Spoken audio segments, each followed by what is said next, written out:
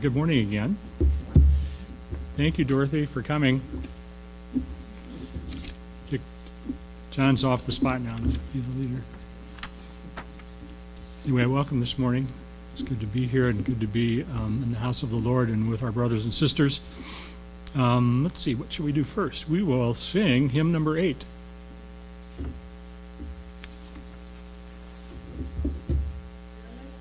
Ma'am. 8, yes.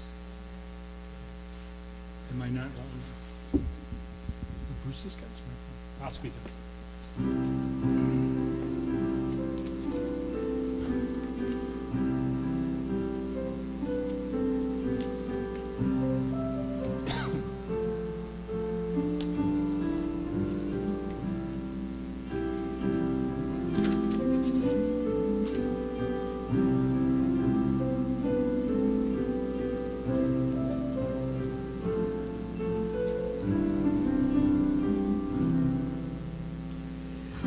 Happy voices ringing, thy children, Lord, appear. The joyous praises brings ringing in anthems full and clear. For skies of golden splendor, for azure rolling seas, for blossoms sweet and tender, O Lord, we worship thee. What though no eye beholds thee, no hand thy touch may feel, thy universe unfolds thee, thy starry heavens reveal.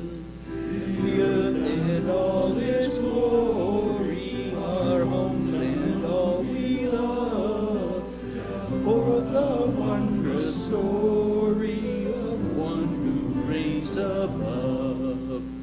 And shall renown the Lord thee with more than joyous song, and live in truth before thee, all beautiful and strong.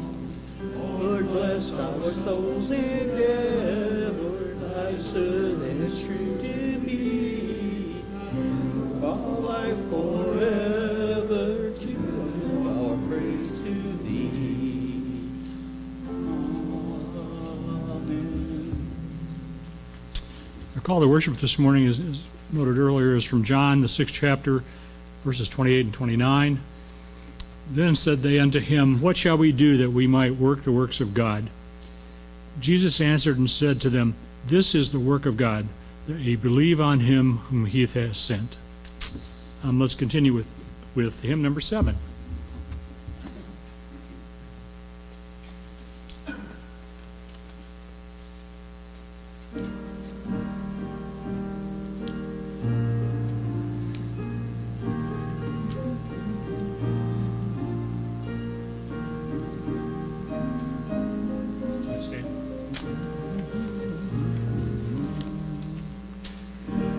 See the Lord, 'tis good to raise your hearts and voices in his praise.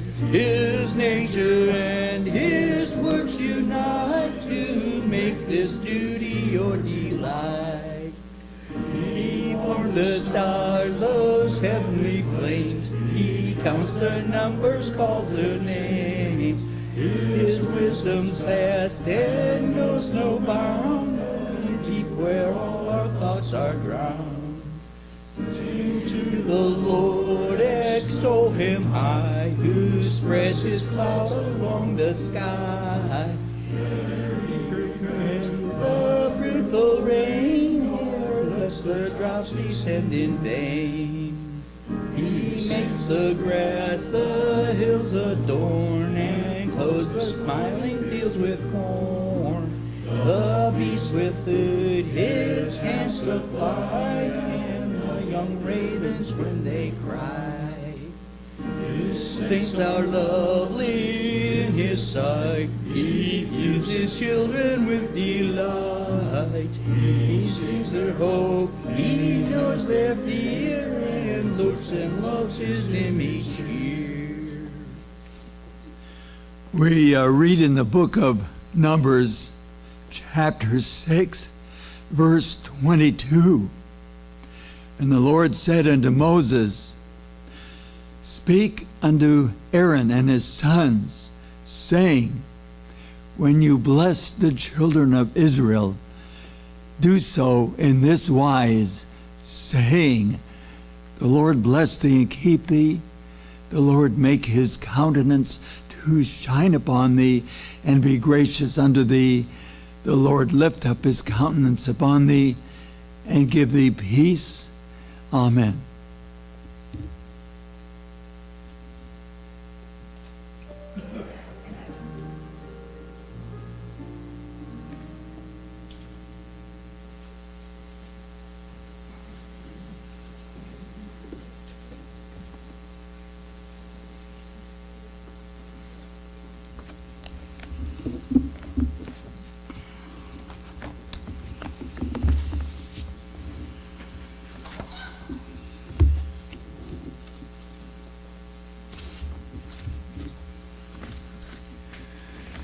If you'd like to follow along in your scriptures, I'll be reading from John, the 21st chapter, verses 14 to 17. This is now the third time that Jesus showed himself to his disciples, that after that he was risen from the dead. So when they had dined, Jesus saith to Simon Peter, Simon, son of Jonas, lovest thou me more than these? And he saith unto him, Yea, Lord, thou knowest that I love thee. And he saith unto him, Feed my lambs. And he saith to him again the second time, Simon, son of Jonas, lovest thou me? And he saith unto him, Yea, Lord, thou knowest that I love thee. And he saith unto him, Feed my sheep. And he saith unto him the third time, Simon, son of Jonas, lovest thou me? Peter was grieved because he had said unto him the third time, Lovest thou me? And he said unto him, Lord, thou knowest all things. Thou knowest that I love thee. Jesus saith unto him, Feed my sheep.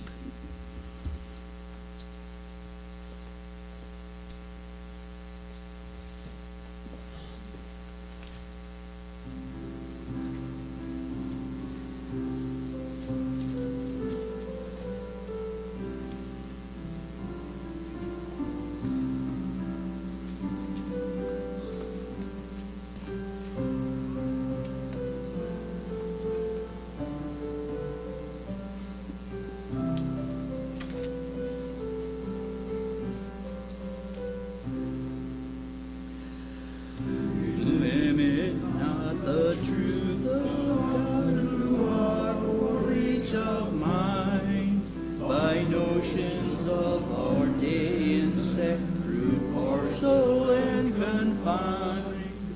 Don't let a new and better hope within our hearts be stirred. Lord hath yet more light and truth to break forth from his word. Who dares to bind the dull sense to oracles of heaven, for all the nations, tongues, and climes, and all the ages given, that universe how much unknown, that ocean unexplored, that yet more light and truth to break forth from his word. Darkness our fathers came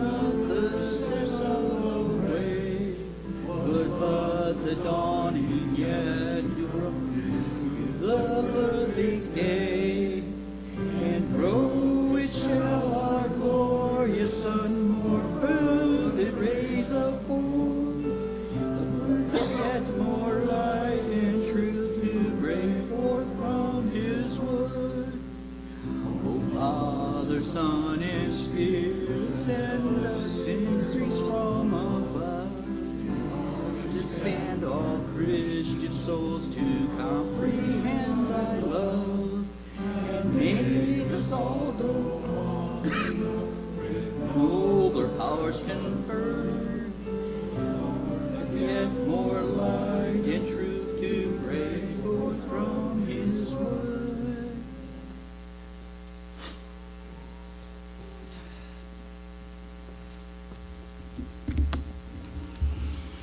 And I'd like to extend my greeting as well. Had a wonderful treat yesterday? Yeah, I think it was yesterday. Patty and I took the boys, it had to be yesterday, took them over for ice cream at Dairy Queen and ran into Nikki and her mom and Caleb over there. And I got such a kick out of Caleb's face and everything when he realized who I was. It was like, what are you doing here? But yeah, he's always to my eyes, a delight, but little children always are. They're so precious, and it really shows that we're growing in the important ways when we have children in our midst, whatever the age that child might be.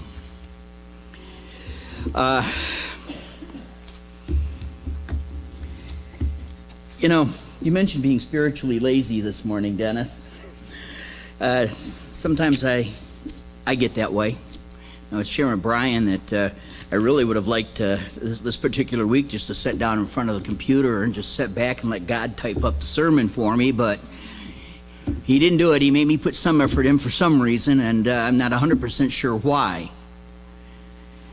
But anyways, there we go.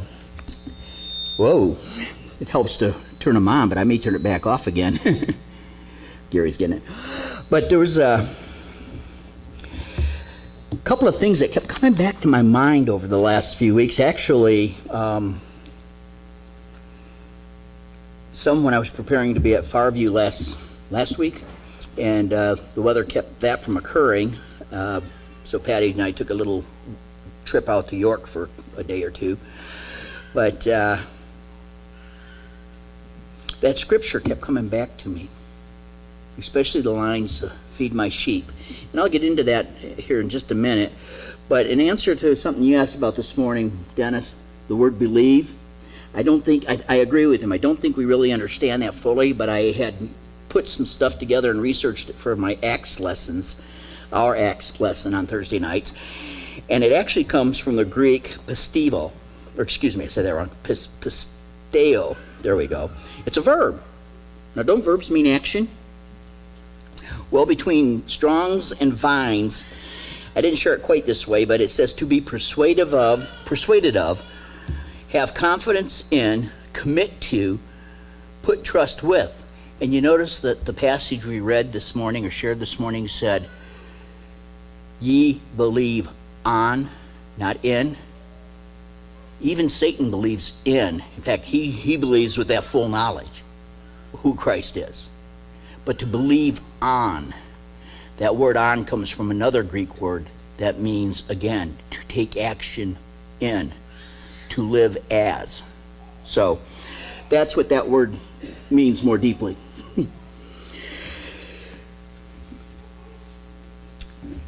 I joked with Dennis also earlier about, between his comments this morning in our class, I really don't know that I need to deliver this message that I was guided to, but apparently the Lord is working with us today because basically on the same theme as, well, I don't like themes, that's probably not the best word, but the same train of thought as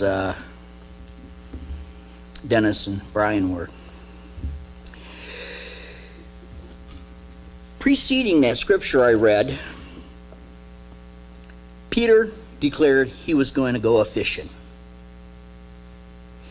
Now, apparently he didn't know what else to do. Christ had been crucified. They'd seen him twice, risen, but he hadn't quite grasped what he was supposed to be doing yet. He was frustrated. He was uncertain. And so, like my granddad always did, when things weren't working out quite right, he went fishing. Well, this isn't just going out and throwing a line in the water and pulling something out at Table Rock, Brian.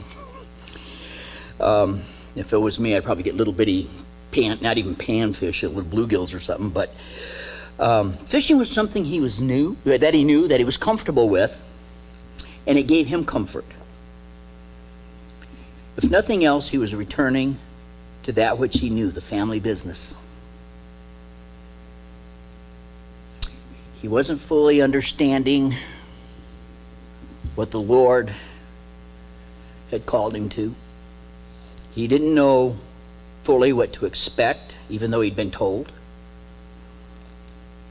He wasn't clear on what was expected.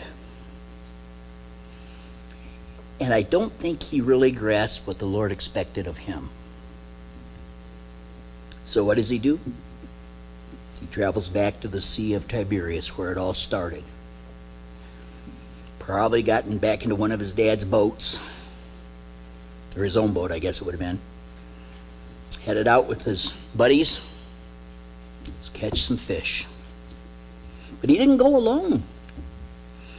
He took Thomas, Nathaniel, John, and James, who are the sons of Zebedee. Now, think about those names for a minute.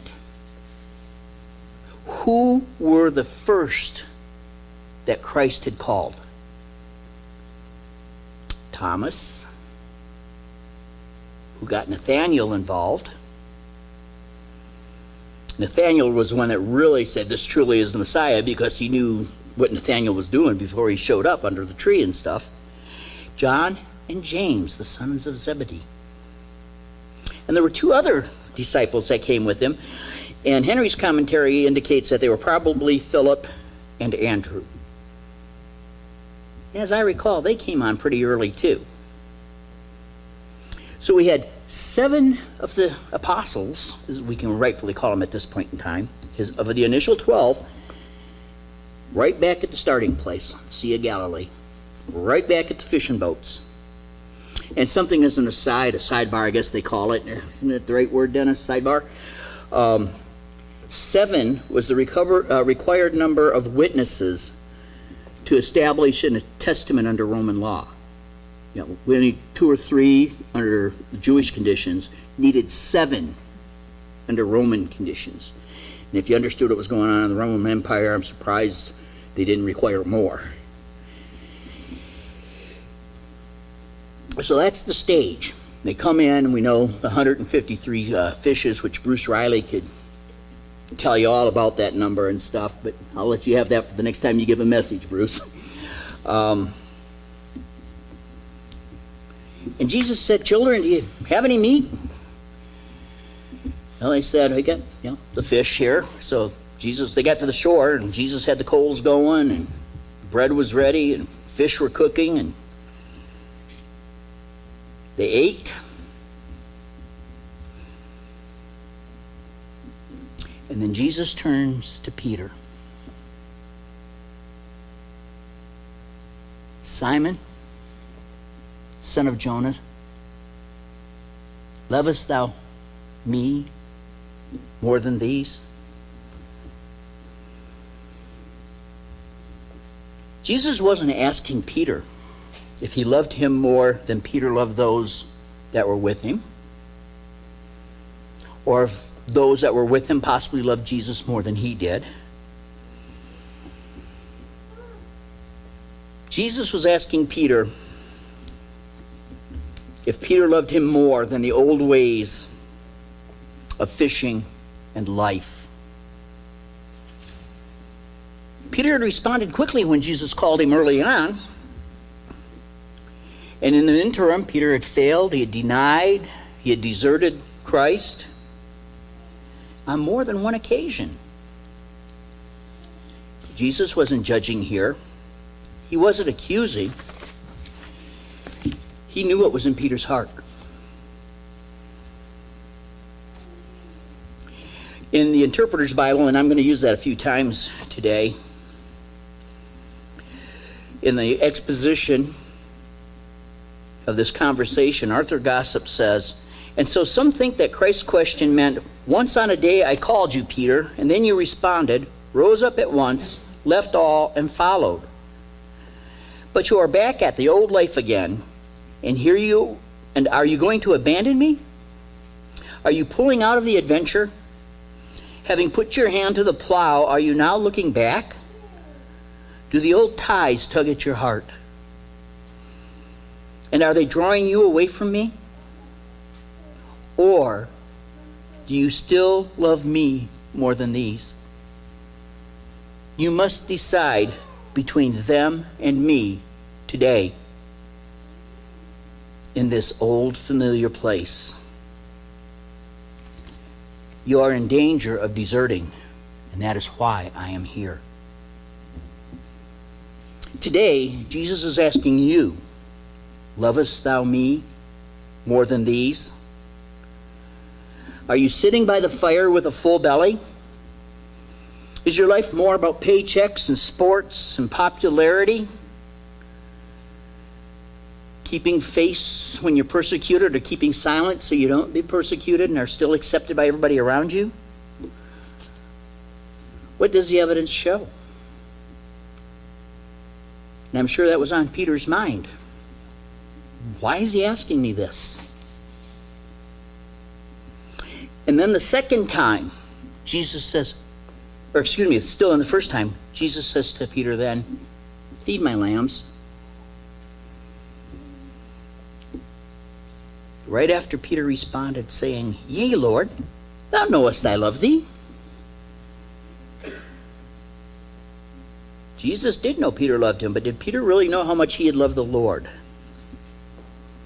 Do you know how great your love is for the Lord? Do you? I'm not sure I do. And Jesus told Peter to feed my lambs. Now the term here used for lambs is a literal translation of the Greek word for lamb. But in the New Testament it has two metaphorical meanings commonly. 30 times in 28 verses, lamb is used to represent Christ. It's a metaphor for Jesus. Twice it's used to mention, reflect an actual lamb. But in the context here, in John 21:15, it means children. And it's somewhat unique to John. He's about the only one that repeatedly refers to children. And in this particular case, he's talking little youth, the little ones among our midst here, Caleb and Molly, and I think there's a few others. Yeah, Aaron, Lane. But anyways, he's also referring to those who are spiritually immature.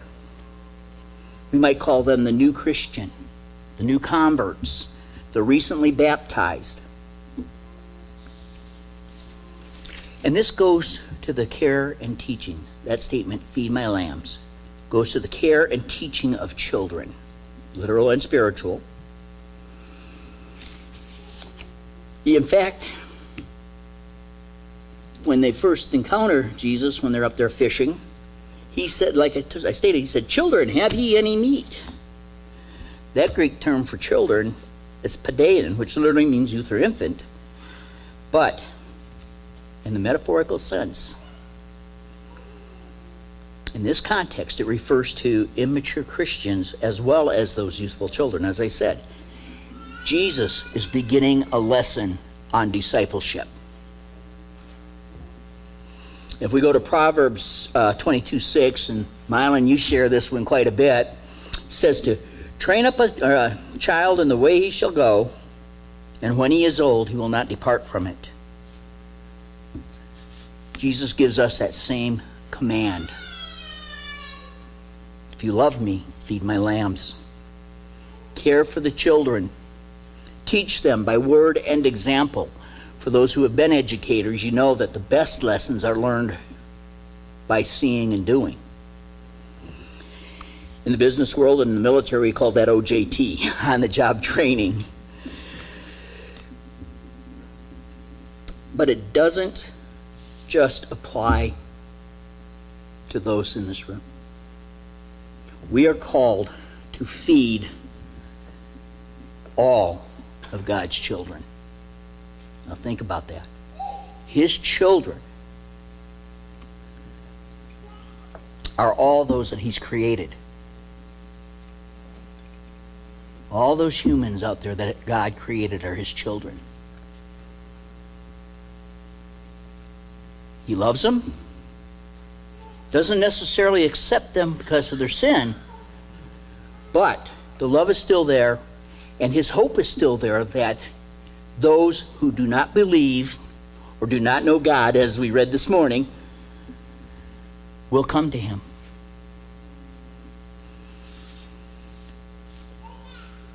Brothers and sisters, do we feed the lambs?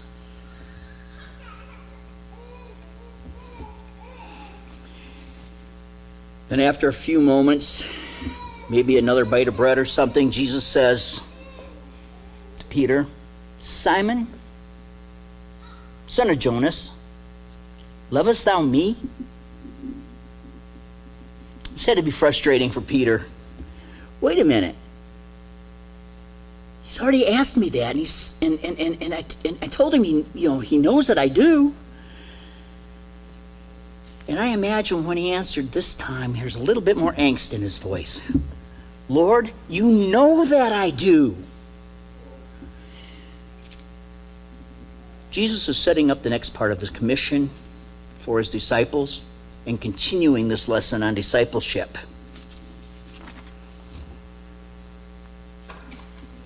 Now think about this for a minute. He's setting up a commission for his disciples.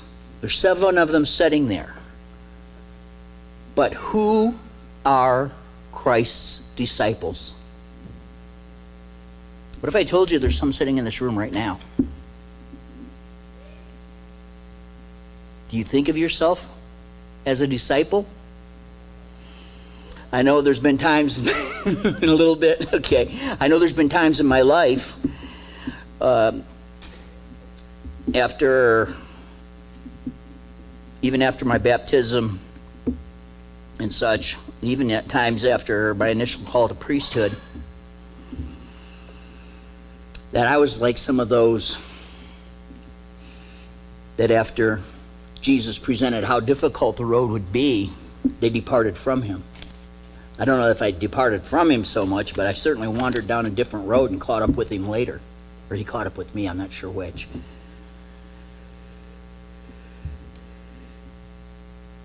Do you know that you truly cannot be a Christian without being a disciple? A disciple strives to learn a certain teaching. A disciple strives to live that teaching. A disciple strives to be salt, to be light. Again, imagine you being the one Jesus is sitting there with, and he is. And he asks you, do you love me? Do you love me? Do you? Does he know it? Do you believe he knows it? Do you live it? Now remember, when it comes to edification, usually the one presenting things is probably getting more of the edification out of it than the ones listening. I certainly learned a lot in preparing. And again, well, this time Jesus says, feed my sheep. Not lambs this time. He said sheep. Lambs are the little ones. Sheep are more mature. They're adults. He's pointing out that even the mature among us, both chronologically and spiritually, still need fed. In the physical sense, there may be those among us, around us, that have difficulty meeting life's needs. Maybe that's physically, financially, emotionally, spiritually, whatever. For those that are more spiritually mature, they need a diet not of milk like infants, but of meat. Some of us maybe need it thinly sliced. Others of us might be able to dig into that 1.5 inch thick ribeye or something. But we need to have that meat. And we can't get it on our own. We need each other to provide it.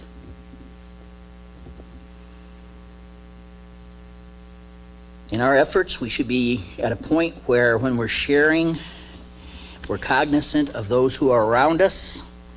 When we're walking through life, we're cognizant of those who are around us and providing milk where needed and providing meat where needed.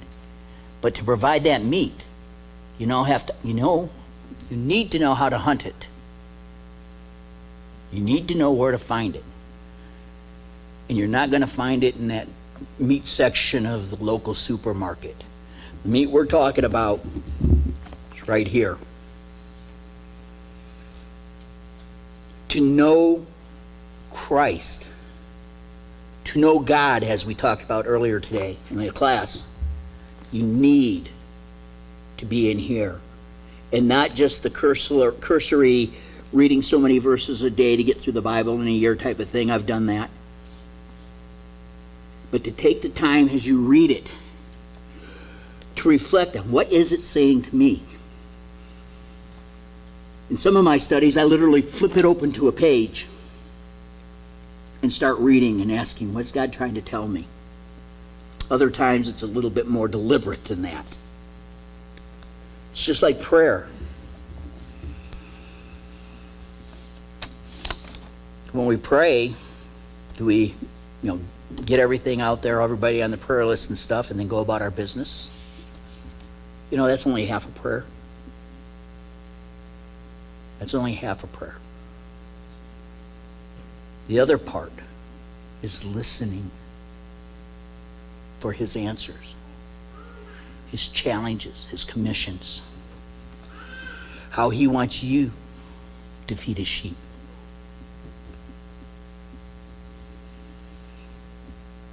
It is the call of us saints, all believers, to provide that enriching meat to one another. Are you feeding the brothers and sisters in Christ? Are you supporting one another in our Christian walk? Do you share the testimony of Christ in your life in order to encourage others? Do you share your prayers for one another and of thanksgiving in your secret place as well as public? For these provide meat to the brothers and sisters. What was it you said earlier about edification, John? It's building up. Do you know that one of the most effective ways to build up people in the Lord and to bring them to him is not to cite scriptures? Satan can do that from memory. But it is to live your life in a way that somebody sees something else, a light. And to share your personal testimony. Not just the one from 43 years ago. No, 45 years ago. But the one that happened yesterday. That moment of joyous blessing given to me in a Dairy Queen. When he gave me the opportunity in a crazy day when I wasn't feeling too good of seeing a 1-year-old smile. Of having the opportunity to share and play with a little one. To me, that's one of the greatest blessings in life. It's one of the greatest things that he's given me. Do you feed his sheep? And the third time, now this has got to be getting exasperating for Peter. A third time, Jesus says, Simon, son of Jonas, lovest thou me?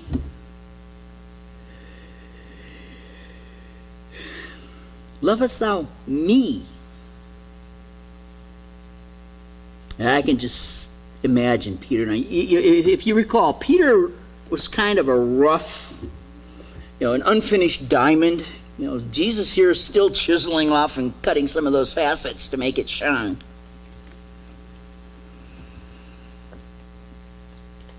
And I think Peter's response was more like something along the lines of, Lord, thou knowest that I love thee. Come on already. Are you going to rub my nose in things? Or maybe it was more of a, Lord, thou knowest I love you.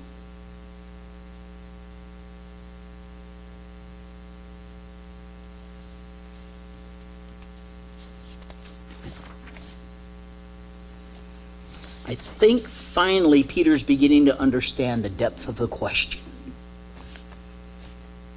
What does it mean to love the Master? And how do I show him that love? And Jesus asks you the third time, lovest thou me? What is your response? What is the depth of your conviction? Now think about it.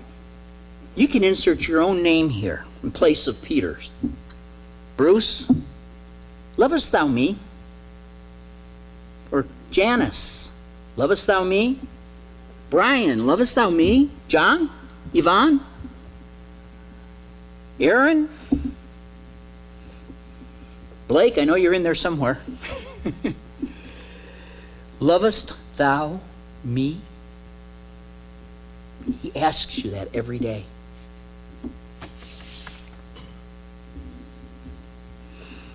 And again, when Peter says, you knowest I do, Jesus again says, feed my sheep.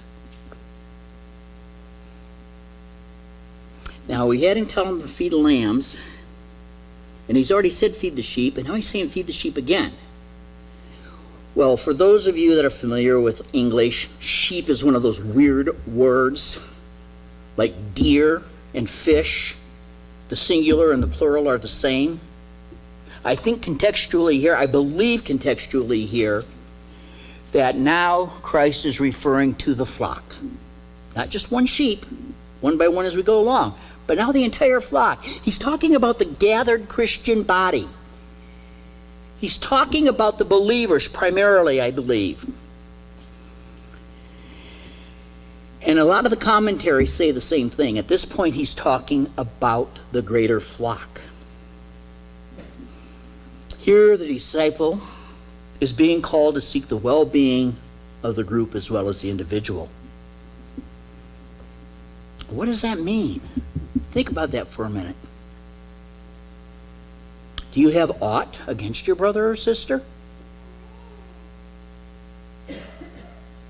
If so, feed his sheep, seek reconciliation. Are you one of those that, like the shepherd in the parable, leaves the 99 to go after the one that's lost? Within the congregation or without? Within the body or without? This goes directly to being Christ's representative shepherd in the world today. Excuse me. That flock, as I said before, includes all that God created. Everyone. Those that are here, those that are part of our number that aren't here, those that live next door to us or sit at the desk next to us or the office next to us. We have the 90 and 9 in here. Each of us needs to go out and find the one stray, whomever that might be. A blood relative, an extended relative. I have people that aren't related by blood at all that I consider part of my family.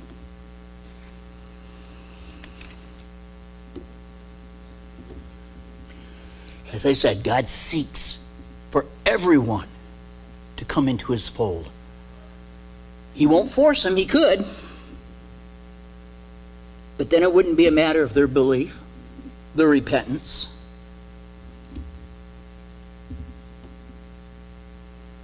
And yes, God loves all people. Now that's something else that as Christians we struggle with. How can we love our neighbor as ourself when that neighbor might be of a different faith, Jewish, Islam, Buddha. Maybe they're a drug addict. Maybe they're part of the LGBT group, the homosexual society. How do we love them? How do we care for them? How do we show that? How can God love them? He loves them for who they are. He loves you for who you are. In spite of our sins and their sins, He still loves. But those who are unrepentant of their sin when it's revealed cannot be accepted by God, because He cannot abide any, notice that word, any degree of sin. It cannot be in His presence. By the same token, He knows we're not perfect. We're carnal, natural creatures. He created us with all those drives and desires and left it up to us to determine how we exercise those in our lives. But He opened a door with Jesus Christ.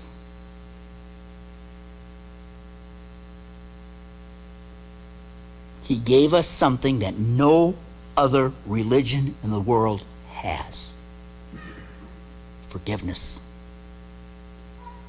When we turn to Him with a repentant and contrite heart, seeking His forgiveness, He freely gives it. And it's not just a one-time thing that you do and then go get baptized. It's a week by week, day by day, moment by moment thing.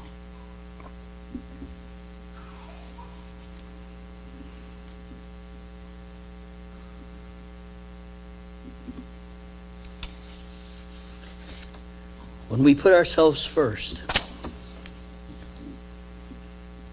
we sin. When we think of ourselves as being less than lovable by God, we sin.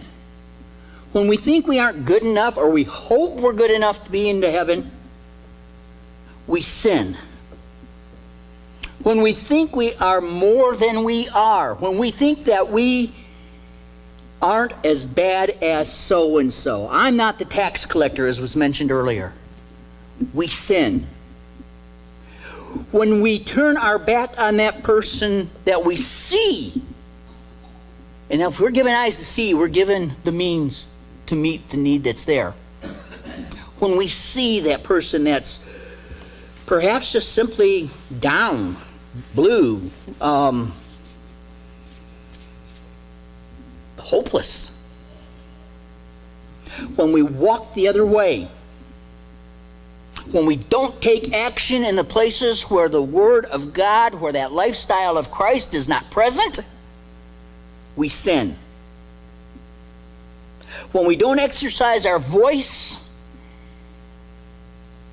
and communicate with the salt and the grace, we sin. When we do not submit to the will of God, we sin.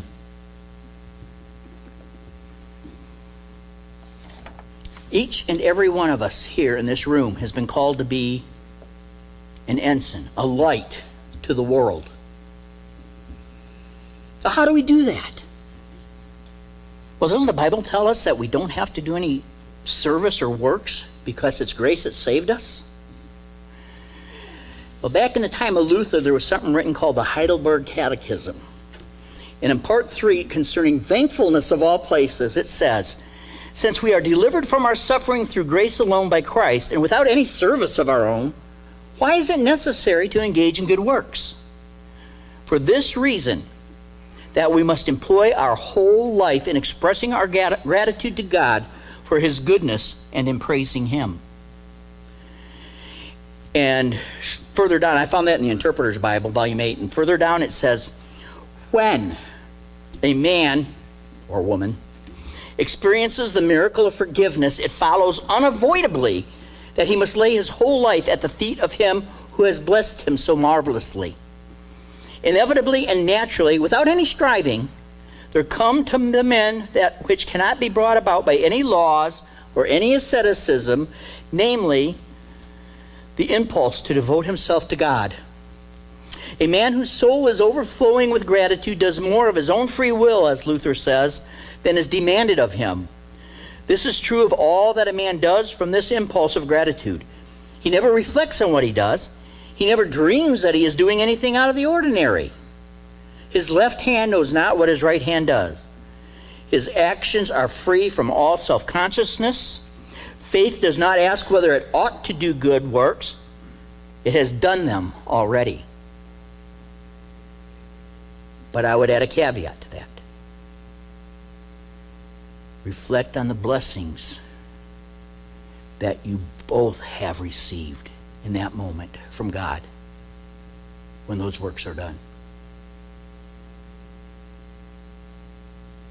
Reflect on the blessings that Christ puts in your path every day so that you will have it within you to share when asked, what is it about you that you're so upbeat, so joyful all the time, even when we're working long hours, which it happened to me once. And you can say, if you got a few minutes, I'll tell you.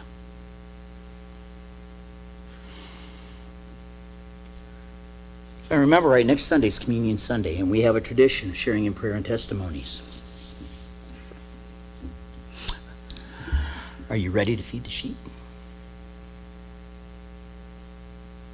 How bright does your light shine? Do you feed the lambs, the sheep, the flock? I can't answer that for you. I know where my shortcomings are, my failures. And that's one of my chiefest questions when I approach the Lord in my studies and my prayer is to, Lord, show me the opportunity I missed. And show me where your hand was working. Because you're so glorious. And I want to do you no disservice.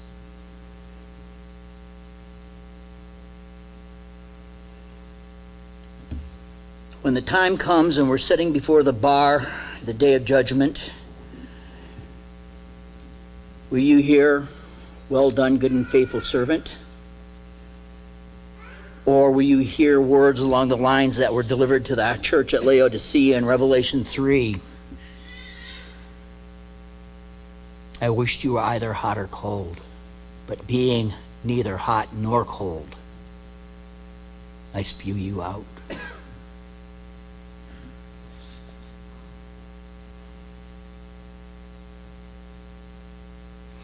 Do you sit in your hovel? Or are you a lighthouse on the heights? Or as one of Jack's favorites says, do you have that lower light burning?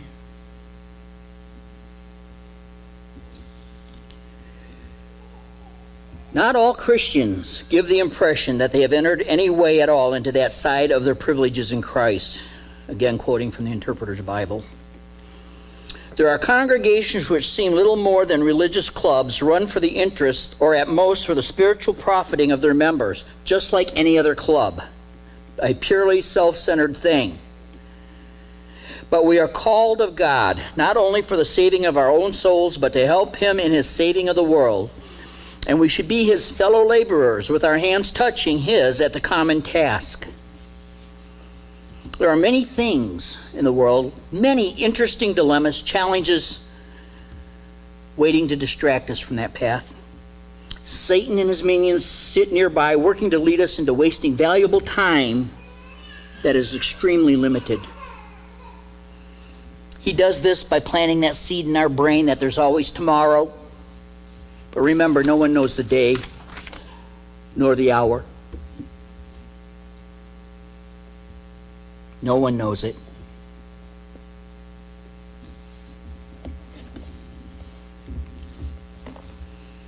In the book of Mosiah, the first chapter,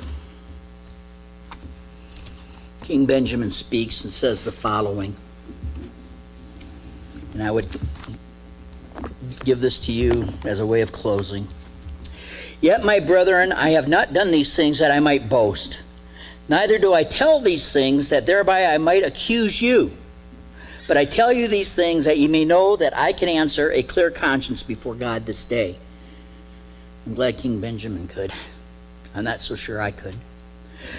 Behold, I say unto you that because I said unto you that I had spent my days in your service, I do not desire to boast, for I have only been in the service of God. And behold, I tell you these things that ye may learn wisdom, that ye may learn that when ye are in the service of your fellow beings, ye are only in the service of your God. Behold, ye have called me your king, and if I, whom ye call your king, do labor to serve you, then had ye not ought to labor to serve one another? And behold also, if I, whom ye call your king, who has spent his days in your service, and yet has been in the service of God, doth merit any thanks from you? Oh, how had you ought to thank your heavenly King. I say unto you, my brethren, that if you should render all the thanks and praise which your whole souls have power to possess, so that God who has created you has kept and preserved you, and has caused that ye should rejoice, and has granted that ye should have peace, one with another. When we step onto that plane, when we do all for the glory of God, then we'll see the gates of Zion on the horizon.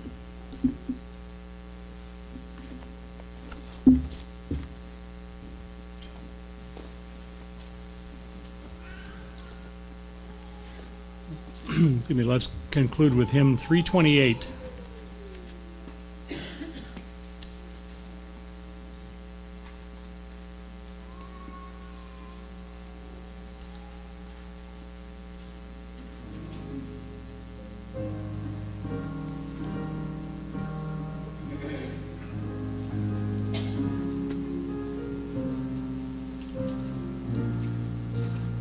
You want to stand, please?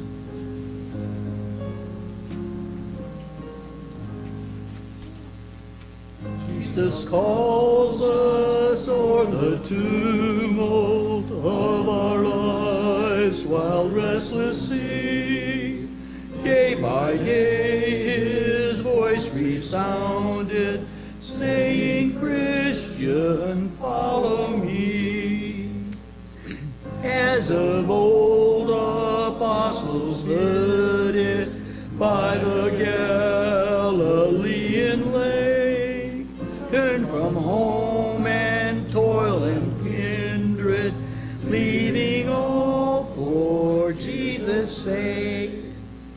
Jesus calls us from the worship of the vain world's golden store, from each idol that would keep us saying, Christian, love me more.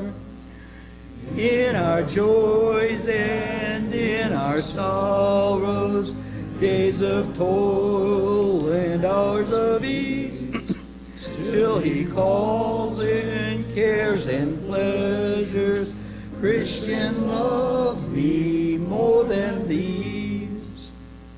Jesus calls us by thy mercies, Savior, may we hear thy call. Give our hearts to thine obedience, serve and love thee best of all. Let us pray. Our gracious and kind Heavenly Father, we thank you for this day and the opportunity to meet together as your children. We pray for those who are not with us this morning, and we pray that they might, their spirits might be enlightened, and that they might be with us again next time. We also pray that your Spirit would go with us as we go out into the world, and that we might be your disciples in all things, that we might exemplify your Son in our words, but perhaps more importantly in our actions, and that we might bring the blessing of the gospel to those who are around us. We ask these things, Father, in the name of thy Son, Jesus Christ. Amen.